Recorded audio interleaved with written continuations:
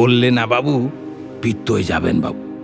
পুরো 4টে দিন ঘন খিচুড়ির সাথে একটা করে আলু সেদ্ধ খেলো ভিখিরির দলকে দল সবাই। অর্ধেক লোককে দিতে না দিতে ফুরিয়ে গেল না খিচুড়ি। কেউ বলল না ধমক দিয়ে, ও বেলা আসিস, হাট, এখন ভাগ শালার বেটা শালা।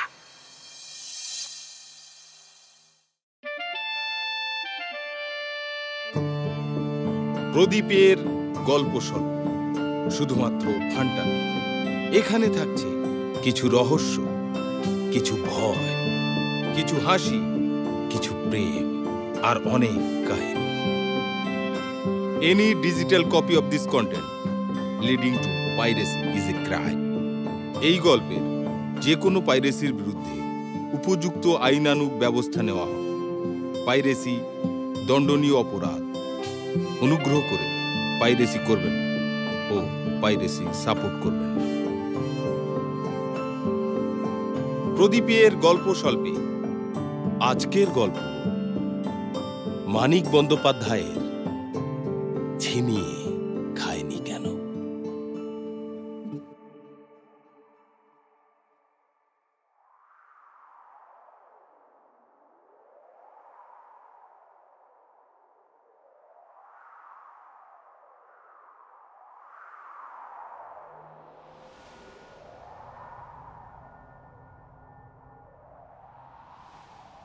দলে দলে মরছে তবু ছিনিয়ে খায়। কেন জানেন বাবু? একজন নয়, 10 জন নয়, শয়ে শয়ে, হাজারে হাজারে, লাখে লাখে বরবাদ হয়ে গেছে। ভিক্ষের জন্য হাত বাড়িয়েছে, ফ্যান চেয়ে কাতরেছে, কুত্তার সঙ্গে পাল্লা দিয়ে লড়াই করে ময়লার ভুর হাতড়েছে। কিন্তু ছিনিয়ে নেবার জন্য, কেড়ে নেবার জন্য হাত বাড়ায়নি। অথচ হাত বাড়ালেই পায়। দোকানে থরে থরে সাজানো রয়েছে খাবার। সামনে রাস্তায় ধন্না দিয়েছে ফেলে দেওয়া ঠোঙার রসটুকু, খাবারের কণাটুকু চাটবার জন্যে। হাটে বাজারে রয়েছে ফলমূল, তরি তরকারি। দোকানে আড়তে চাল, ডাল, তেল, নুন। লুকানো গুদামে চালের পাহাড়। বড় লোকের ভাড়ারে 10-20 বছরের ফুড। ফুড কথাটা চালু হয়েছে বাবু আপনাদের কল্যাণে। ভোঁতকা গায়ের হোঁতকা তাঁতিও জানে কথাটা, আর তার কথাটার মানে। গরিবের মুখে না উঠে যে চাল, ডাল, তেল, নুন গুদম থেকে গুদমে কেনা বেচা হয়ে চালান যায়, তাকে বলে ফুড। মাছ, মাংস, দুধ, ঘিও ফুড বটে। 10টা জিনিসের 10টা নাম বলতে লিখতে কষ্ট হয় বলে আপনারা ফুড চালিয়েছেন, চেঁচিয়েছেন ফুড সমস্যার বিধান চাই। তা অত কষ্টে কাজ কি ছিল? ফুড না বলে চাল বললেই হতো। শুধু চাল কাঁড়া, আঁকাড়া, পোকায় ধরা, যেমন হোক চাল। মাছ, মাংস, দুধ, ঘি, তেল, নুন, এসব 10টা জিনিস তো চায়নি যারা না খেয়ে মরেছে। শুধু 2টি চাল দিলে হতো তাদের। ফুডের জন্য মাথা না ঘামিয়ে। গাছে পাতা আছে, জঙ্গলে কচু আছে, তারা মরতো না। রোজ 2টি অসেদ্ধ শুকনো চাল চিবিয়ে খেলেও মানুষ মরে না। আপনি মানবেন না, কিন্তু সত্যি মরে না বাবু। যত কেলিয়ে যাক, ধুকপুক প্রাণটা নিয়ে জীবন্ত থাকে।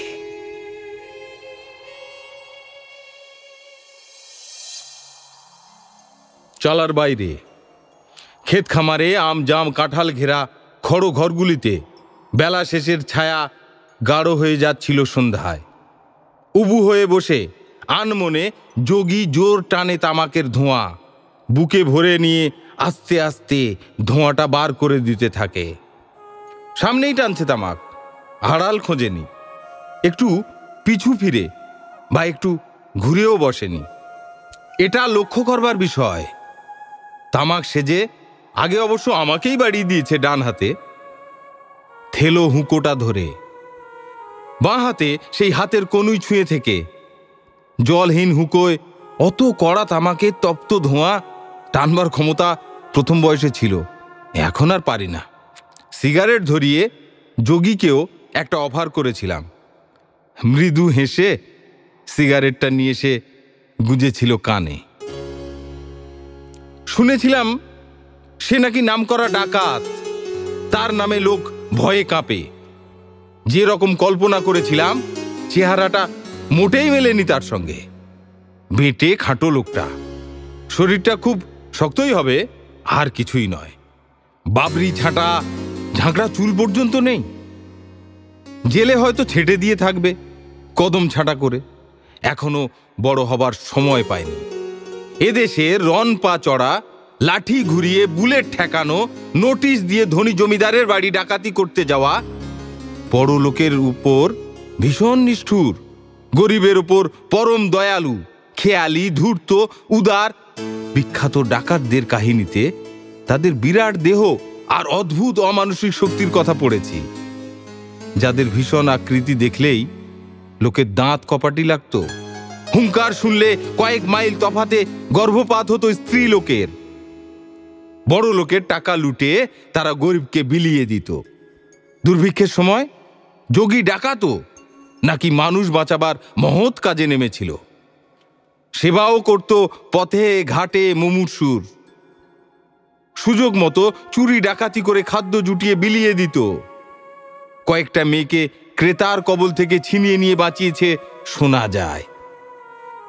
সাতকোশি খালে সরকারি চালের নৌকায় ডাকাতি করতে গিয়ে ধরা পড়ে 2 বছর জেল হয় তার।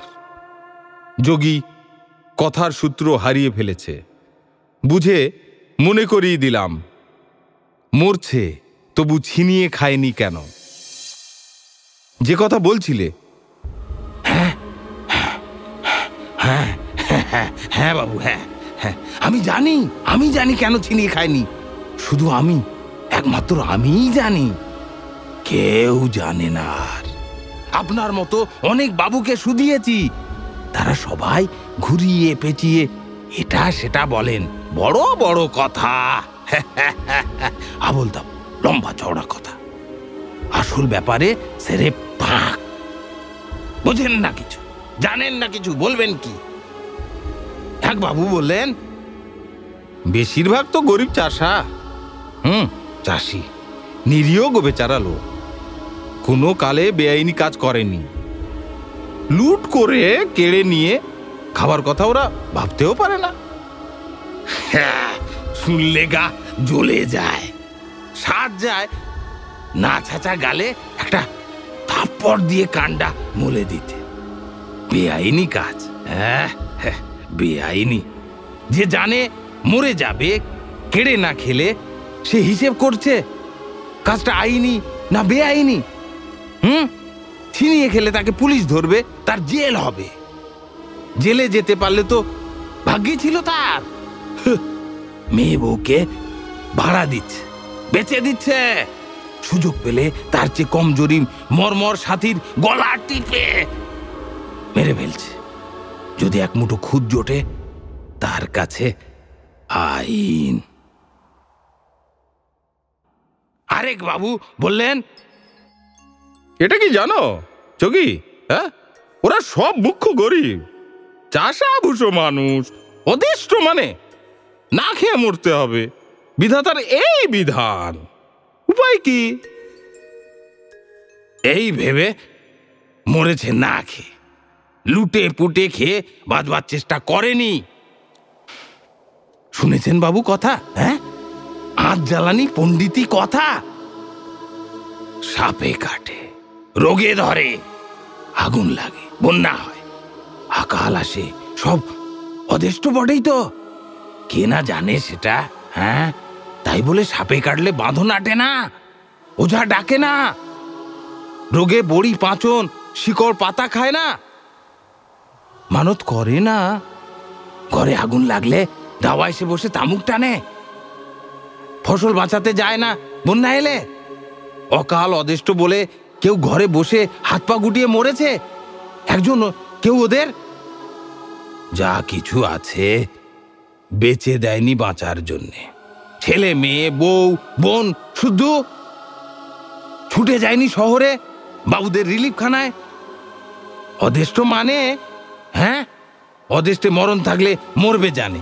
হ্যাঁ, তাই বলে ছিনিয়ে খেয়ে বাঁচতে পারলে চেষ্টা করে দেখবে না একবারটি? আরেক বাবু বললেন, বাবুরা কি বলেন জানি, তোমার কথা বল। শোনেন না বাবু, মজার কথা, হাসি পাবে শুনলে। বললেন কি, না, হাত পেটা খাওয়া উপোস দেওয়া ওদের চিরকেলে অভ্যাস। ঘটি বাটি জমি জমা তো চির জন্মেই বেঁচে আসছে পেটের জন্যে। আকাল তো ওদের লেগেই আছে বছর বছর। বলতে বলতে গলা সত্যি ধরে এসেছিল তেনার। দুঃখীর তরে দরদ ছিল বাবুর। নাক ঝেড়ে গলা খাকরে তারপর বললেন, বড় আকাল এলো, ওরাও এইভাবে লড়াই করলো বাঁচতে, চিরকাল যেমন করে এসেছে। ঘরে ভাত না থাকলে যা করা ওদের অভ্যেস। আমি বললাম, তা নয় বুঝলাম বাবু, না খাওয়াটা ওদের অভ্যেস ছিল, কিন্তু মরাটাও কি অভ্যাস ছিল বাবু? যোগী হা হা করে হাসিতে ফেটে পড়ে। বুঝতে পারি অনেকবার অনেককে শোনালেও এই পুরানো মর্মান্তিক রসিকতার রস তার কাছে জলও হয়নি। বললাম, ধরুন একটা দোকান, তাতে কিছু চাল আছে, লোক মোটে 2 কি 3টে দোকানে 7 দিন উপোস দিয়ে আছে। এক 20 1.5 লোক জানে যে চাল কটা পেলে বাঁচবে, নয়তো মৃত্যু নির্ঘাত। অত সব নয়, নাই জানলো, পেটে তো খিদে ডাকছে। হানা দিয়ে চাল কটা ছিনিয়ে নিলে ঠেকাবার কেউ নেই। তা না, ফেউ ফেউ করে শুধু ভিক্ষে চাইলো কেন ওরা? দোকানি দূর দূর করে খেয়ে দিয়ে দিতে আবার গেল কেন অন্য জায়গায় ভিক্ষে চাইতে? এমন কত দেখেছি সহজে ছিনিয়ে নেবার খাসার সুযোগ, কিন্তু না নিয়ে বিনিয়ে বিনিয়ে দয়া চেয়েছে, না খেয়ে মরেছে। বাবু আমতা আমতা করে একটা জবাব দিলেন, সেই অভ্যেসের কথা 10 জনে মিলে দল বেঁধে লুট করতে কি ওরা জানতো না? কথাটা ভাবতে পেরেছে। খুদকুড়ো নিয়ে বরং মারামারি করেছে নিজেদের মধ্যে। আসল কথাটার জবাব নেই। জানলে তো বলবেন, জবাবটা জানি আমি, শুধু আমি, আর কেউ জানে না। তবে বলি শুনুন। ডাকতেছো? ঘরের ভিতরে অন্ধকার হয়ে এসেছে। একটি প্রদীপ জ্বলতে সেদিকে নজর পড়েছিল। প্রদীপটি হাতে নিয়ে বেরিয়ে এলো কালা পেড়ে কোরা শাড়ি পরা ঢ্যাঙ্গা একটি যুবতী। মনে হলো যোগীর উদ্ধার করা মেয়েদের একজন নয় তো। তারপরেই খেয়াল হলো যোগী প্রায় 2 বছর জেলে কাটিয়ে মোটে মাস 3-4 আগে জেল থেকে বেরিয়েছে। তামাক দে। প্রদীপটা চৌকাঠে বসিয়ে দিয়ে সে তামাক সাজতে গেল। আহা, আমার পরিবার হারিয়ে গেছিল জানেন তো। জেল থেকে বেরিয়ে 1 মাস 1.5 মাস ধরে খুঁজে খুঁজে বার করেছি সদরে। ব্যাপারটার ইঙ্গিত বুঝে চুপ করে রইলাম। বাইরে দিনের আলো নিভে গিয়ে প্রায় গোটা চাঁদটার জ্যোৎস্না তখন স্পষ্ট হয়ে উঠেছে। যা বলছিলাম বাবু, সর্বনাশা দিনগুলোর কথা জানেন তো সব, নিজের চোখে দেখেছেন সব, আপনাকে বলতে হবে না বর্ণনা করে। আমি তখন হকচকিয়ে গেছি। না খেয়ে লোক পথে ঘাটে মরছে দেখে মনে বড় কষ্ট, আর গায়ে জ্বালা, ভীষণ জ্বালা। শাহ জোদ্দার, নন্দ আড়তদার, সরকারি কর্তা করিম সাহেব, পুলিন বাবু, এদের কাণ্ড কারখানা দেখে এলাম। কলকাতা গিয়ে পর্যন্ত কাটিয়ে এলাম 7 দিন। 7 দিন রাস্তায় ঘুরে ঘুরে। বুঝি না ব্যাপারটা। কিছু যত ভাবি সব মাথা গুলিয়ে যায়। অন্যের তো অভাব কিছু নেই, এত লোক মরে কেন ছিনিয়ে না খেয়ে? হ্যাঁ, গরু ছাগল তো মাঠে ঘাস না পেলে ক্ষেত্রে ঢোকে, মার খেয়ে নড়তে চায় না সহজে, বাগানে ফুল গাছ খায়, ঘরের চালা থেকে খড় টেনে খায়। এগুলো মানুষ হয়ে করেছে কি? এগুলো মানুষ হয়ে করেছে কি? ধান চাল লুট করি, দু এক জায়গায় বিলিয়ে দিই এদিক ওদিক, মন মানে না। একা আমি দু চারজনকে নিয়ে লুটে ফুটে কটাকে খাওয়াবো? বাঁধা দল আমার ছিল না বাবু কোনো কালে। পেশাদার ডাকাত আমি নইকো। যাই বলুক লোকে আর পুলিশে, যাই বলুক আমার নামে অকথা কুকথা, আপনার কাছে আমি লুকোবো না। মাঝে মাঝে দল গড়ে হানা দিয়ে লুট করেছি, টাকা পয়সা গয়নাগাটি মারধর করেছি, কিন্তু মানুষ একটা মারেনি বাপের জন্মে। বাপ যদি জন্ম দিয়ে থাকে মুখে, কাজ ফতে করে দল ভেঙে দিয়েছি ফের। টাকা পয়সার বদলিতে ধান চাল লুটের জন্য দল একটা গড়তে চাইলাম। স্যাঙাতেরা কেউ শিকার গেল না দুজন ছাড়া। ডাকাতি করব সোনাদানার বদলে ধান চালের জন্যে, তাও আবার বিলিয়ে দেব।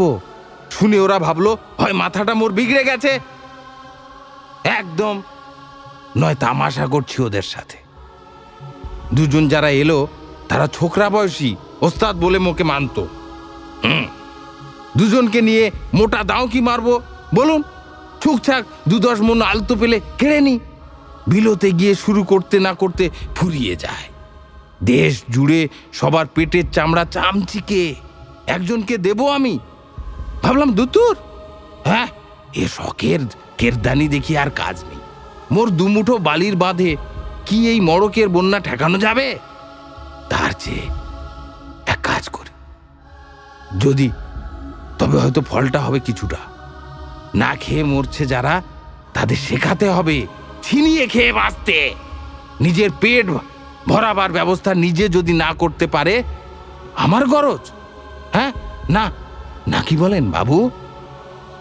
সদরের মন্দ বস্তি থেকে খুঁজে উদ্ধার করে আনা যোগীর পরিবার ফুঁ দিতে দিতে কলকে এনে দেয়। কলকের আগুনে লালিয়ে ওঠা তার ভোঁতা লম্বাটে মুখে মন্দ মেয়ের বস্তির জীবনের কোনো ছাপ চোখে পড়ে না, বরং শান্ত নিশ্চিন্ত নির্ভর খুঁজে পাই। সেই থেকে বসে আছেন? যোগী বলে, কলকেটা হুঁকোয় বসিয়ে। তার পরিবার দাঁড়িয়ে থাকে কথা শেষ হবার অপেক্ষায়। একটু চা দিয়ে যে ভদ্রস্থতা করব তার ব্যবস্থা নেই গরিবের ঘরে। দুটো চিড়ের মোয়া খাবেন বাবু? ভদ্র অতিথিকে নিয়ে তার বিপন্ন ভাব অনুভব করে বলি, খাবো না? এতক্ষণ বলতে হয়? জোর খিদে পেয়েছে। আমি ভাবছি কি ব্যাপার, মুড়ি চেড়ে কিছু নেই নাকি যোগীর? খেতে বলছে না। যোগীর পরিবারের হাসিটা আধা দেখতে পাই প্রদীপের আলোয়। সদরে রিলিফখানা খুলেছে, খিচুড়ি বিলি করে। শটান গিয়ে হাজির হলাম সেখানে। সেজে গুজে গেলাম, ছেঁড়া নেংটি পরে, উদলা গায়ে, মোজদাড়ি না কামিয়ে। তবু অন্যের অভাব তো ভোগ করিনি কোনো একটা দিন 2-4 বছরের মধ্যে। ওসব কাকলাসের সাথে কি মিশ খায় মোর? আর চোখে তাকায় সবাই, ভাবে যে এ আবার কোত্থেকে এলো। ঝোলের মতো ট্যাকটেকে পাতলা খিচুড়ি যে বিলোয়, সে ব্যাটার ছেলে মুখে দেখলেই বলে, হারামজাদা তুই এখানে কেন? হ্যাঁ খেটে খাবি যা। মেয়ে ছেলে 2-1টা দেখে শুনে ভাব জমাতে চেষ্টা করে মোর সাথে, ভাবে যে মোর বুঝি সঙ্গতি আছে, অন্তত 2-4 বেলা খাবার। চুপি চুপি শার্ট গায়ে দিয়ে ধুতি পরে শহর ঢুঁড়তে বেরুবার সময় হয়তো বা দেখে ফেলতে পারে। কান্না পেত বাবু মেয়ে ছেলে কটার রকম দেখে। মেয়ে ছেলে হাড়ে জড়ানো সিটিয়ে চামড়া, তাতে ঘা পেঁচড়া, আধ ওঠা চুলের জট খ্যাপার মতো চুলকোচ্ছে উকুনের কামড়ে। বুক বলতে লবঙ্গের মতো শুকনো, পাছা বলতে লাঠির ডগার মতো খোঁচানো হাড্ডি। আর কি দুর্গন্ধ গায়ে! পচা ইঁদুর, মরা সাপের মতো। তাদের চেষ্টা পুরুষের মন ভুলিয়ে একটা বেলা একটু খাওয়া জোগাড় করা পেট ভরে। যোগী গুম খেয়ে থাকে যতক্ষণ না তার পরিবার ডালায় ৮-১০টা চিড়ার মোয়া আর ছোটখাটো নৈবেদ্যের মতো নারকেল নাড়ু সাজিয়ে এনে আমার সামনে ধরে। পরিবারটিও তার রোগা ঢ্যাঙ্গা ছিপছিপে, তবে সুস্থ। কোরা কাপড়ের ভাঁজে তার শুকনো বক্ষ, আবার সন্তান আসতে চাইলে যা সুধায় ভরে উঠবে অনায়াসে। মারাত্মক গুম খাওয়া ভাবটা কেটে যায় যোগীর। ওর দিকে তাকিয়েই বলে, বাবুকে কি রাক্ষস ঠাওরালি নাকি? হ্যাঁ, দুটো মোয়া, দুটো নাড়ু রেখে তুলে নিয়ে যা সব। যা, গেলাস নেই তো কি হবে, ঘটিটা মাজা আছে। টিউবওয়েলের জলের কলসি থেকে জল এনে দে ঘটিতে। একটু থেমে বিনয়ের সুরে হঠাৎ অন্য একটা কৈফিয়ত সে বলে তার পরিবারকে, মাছ আর আজ আনা হলো না বিন্দি? মাছের তরে মরছি। বিন্দি এতক্ষণে এবার প্রথম মুখ খোলে ঝংকার দিয়ে। হ্যাঁ, সবাইকে বলি ছিনিয়ে নিয়ে খাও না। এসো, আমরা সবাই মিলে ছিনিয়ে নিয়ে খাই। ব্যাপার বুঝছো তো, মোদের খিচুড়ি ভোগের জন্য যে যে চাল ডাল আসে তার বেশিরভাগ চোরাগোপ্তা হয়ে যায়। নইলে খিচুড়ি এমন নুন জলের মতো লাগে। এমনিও মরবো, অমনিও মরবো। এসো, বাঁচার তরে লড়াই করে মরি। কর্তারা ভোজ খাবেন, মোরা না খেয়ে মরবো। কেড়ে খাই। এসো। এমনি ভাবে কত করে কত রকমে বুঝিয়ে বলি, কেউ যেন কান দেন না কথায়। কান দেয় না ঠিক নয়, কানে যেন যায় না কথা। ঝিমোতে ঝিমোতে বলে, এই কি বলছিলে, বলে আবার ঝিমোয়। জল ও খিচুড়ি এক চুমুকে খাবার খানিক পরে যদি বা কেউ একটু উৎসাহ দেখায়, একটু জ্বালা জানায় যে সত্যি এত অন্ন থাকতে তারা না খেয়ে মরবে, এ ভারী অন্যায়। বিকালে তারা নিঝুম হয়ে যায়। রিলিফখানায় সারি দিতে আগু পিছু নিয়ে কামড়া কামড়ি করে, ছোট একটা মগ সেদ্ধ চালের ডালের ঝোলের জন্যে। ছিনিয়ে নিয়ে পেট ভরে ডাল ভাত খাবার জন্যে কারো উৎসাহ দেখি না। একদিন খবর পেলাম, রিলিফখানার জন্যে মোটা মতো সরকারি চালান আর একটা এসে 1 দিন পরে। 7 দিন কেন, পুরো 7 মাস সত্যিকারের ঘন খিচুড়ি বিলানো চলবে। কিন্তু দেখে শুনে তখন অভিজ্ঞতা জন্মে গেছে বাবু। হ্যাঁ, যত চালান আসুক, একটা দিনের বিলানো খিচুড়িও সত্যিকারের খিচুড়ি হবে না। চাল ডাল বেশিরভাগ চলে যাবে চোরা বাজারে। সদরে জানা চেনা লোক ছিল কটা, মানে আর কি, আপনার কাছে ঢাক গুড়গুড় করবো না। শহরের চোর, ছেঁচড়া, গুন্ডা, বজ্জাত, চোরাগোপ্তা, ছোড়া মারা গোছের লোকের সর্দার কজন আর কি। ওপরওয়ালাদের সঙ্গে খাতির ছিল ওদের ছাড়া চলে না সরকারি বেসরকারি বড় কর্তাদের চোরা কারবার।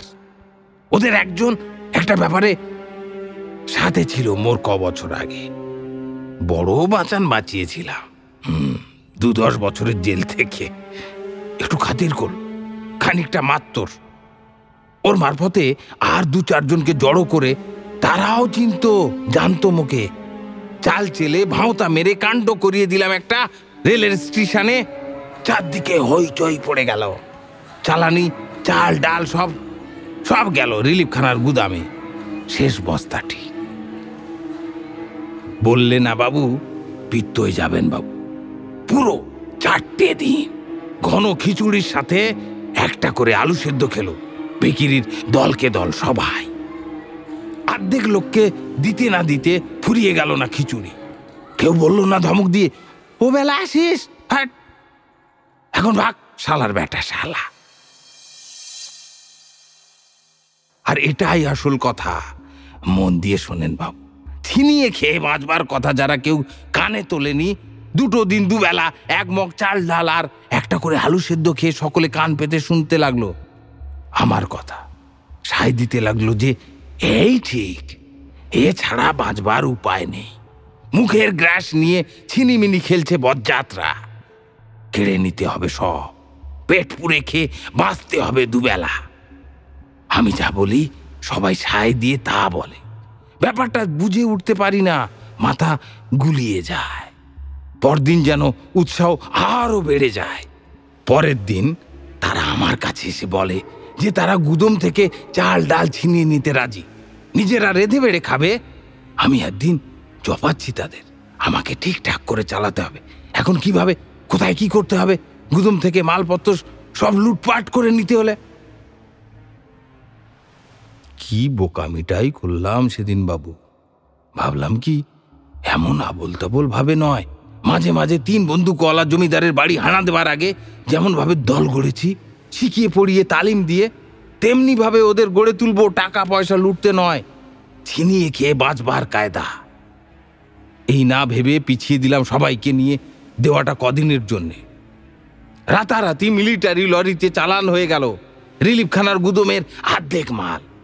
পরদিন সেই রং করা জল ও খিচুড়ি, তাতে যেন জোর বেড়েছে। মনে হলো সকলের দল বেঁধে ছিনিয়ে নেওয়া খাওয়ার স্বাদটার। মুখে ঘিরে ধরে সদেড়েক মাগি মদ্য বলতে লাগলো, চলো না যাই, ছিনিয়ে আনি ধান চাল। বাচ্চাগুলো পর্যন্ত তড়পাতে লাগলো। বৈকুণ্ঠ সার গুদমে কম করে 3000 মন চাল আছে জানতাম। চালান দেওয়ার ব্যাপার কর্তাদের সাথে ভাগ বাটোয়ারায় মীমাংসা না হওয়ায় বেটার গুদমে মাল শুধু জমছিল মাসখানেক। গুদমটার হদিশ টদিশ নিয়ে কালক্ষণ সুযোগ ঠাহর করতে 2 দিন কেটে গেল। যখন বললাম কিভাবে কি মতলব করেছি সার গুদমের জমানো অন্য ছিনিয়ে নেওয়ার, তেমন যেন সাড়া এলো না সবার কাছ থেকে। শুধু তাদের নয়, চারদিকের কম করে 1000টা ভুকা মেয়ে পুরুষ বাচ্চা কাচ্চাদের বাঁচবার উপায় হবে বললাম। সায় এলো কেমন মন মরা ঝিমোনো মতন। পরদিন কেউ যেন কান দিল না আমার কথায়। জল খিচুড়ি বাগাবার ভাবনায় সবাই যেন ফের আবার মশগুল হয়ে গেছে। আর কিছু ভাববার ক্ষমতা নেই, মন নেই। সেদিন বুঝলাম বাবু, কেন এত লোক না খেয়ে মরেছে। এত খাবার হাতের কাছে থাকতে ছিনিয়ে খায়নি কেন? একদিন খেতে না পেলে শরীরটা শুধু শুকোয় না, লড়াই করে ছিনিয়ে খেতে বাঁচার তাগিদও ঝিমিয়ে যায়। 2-4 দিন একটু কিছু খেতে পেলেই সেটা ফের মাথা চাড়া দিয়ে ওঠে। 2 দিন খেতে না পেলে ফের ঝিমিয়ে যায়। তা এতে আশ্চর্য কি? এ তো সহজ সোজা কথা, কেউ বোঝে না কেন?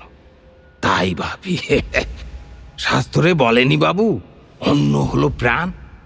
খেতে না পেলে গরু দুধ দেয় না বলদ জমি চষে? কয়লা না খেয়ে ইঞ্জিন গাড়ি টানে? মহাভারতে সেই মুনির কথা আছে, না খেয়ে তপ করেন। একদিন দেখেন কি, গর্তের মুখে পুতুল মতো জ্যান্ত জ্যান্ত মানুষ ঝুলছে ঘাসের শিকড় ধরে। শিকড়গুলি দাঁতে কাটছে ইঁদুর। মুনি বললে, করছো কি তোমরা সব? ইঁদুরে শিকড় কাটছে দেখছো না? গর্তে পড়বে যে ধপাস করে। খুদে খুদে লোকগুলো বললে, বাবু মোরা তোমার পূর্বপুরুষ, বংশে শুধু তুমি আছো। তুমি হলে এই শিকড়টা যা ধরে মোরা ঝুলছি। হ্যাঁ দেখো নিচে নরক। শিকড় যিনি কাটছেন চোখা ধারালো দাঁত দিয়ে, তিনি হলেন ধম্মমশাই। বিয়ে করো, পুত্তুর জন্মাও, মোদের বাঁচাও নরক থেকে।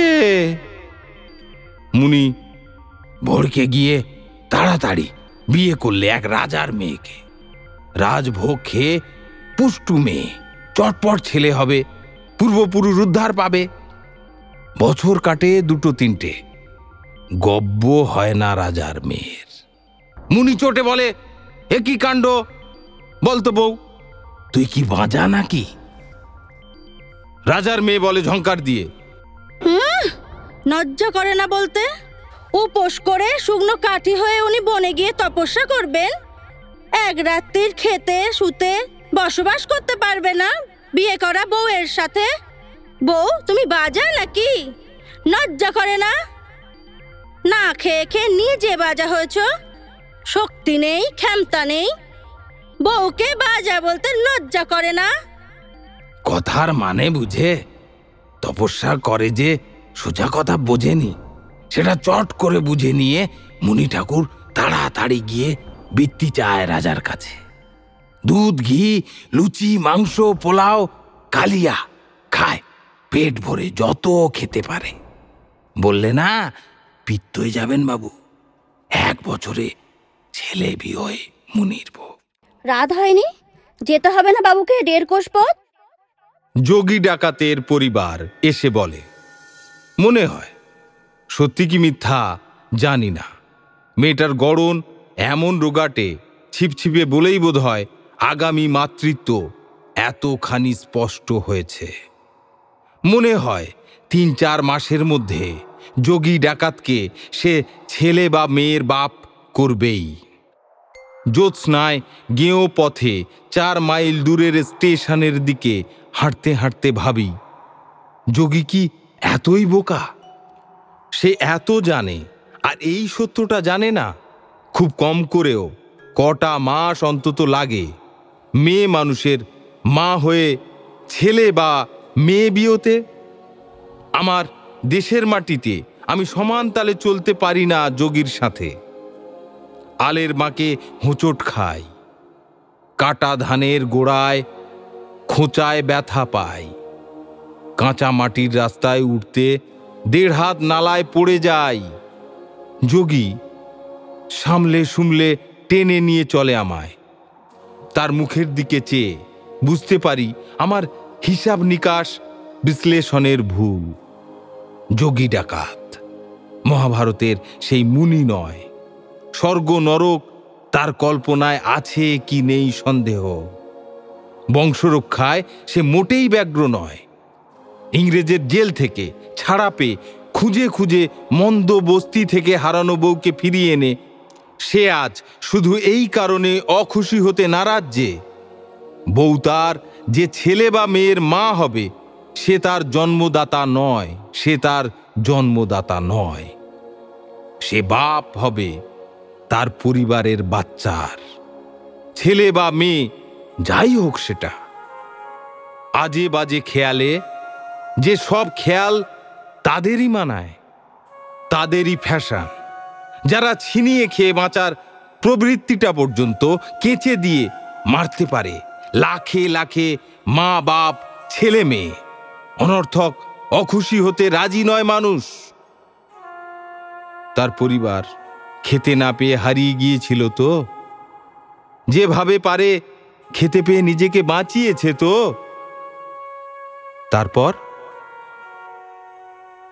তারপর আর কোনো কথা আছে?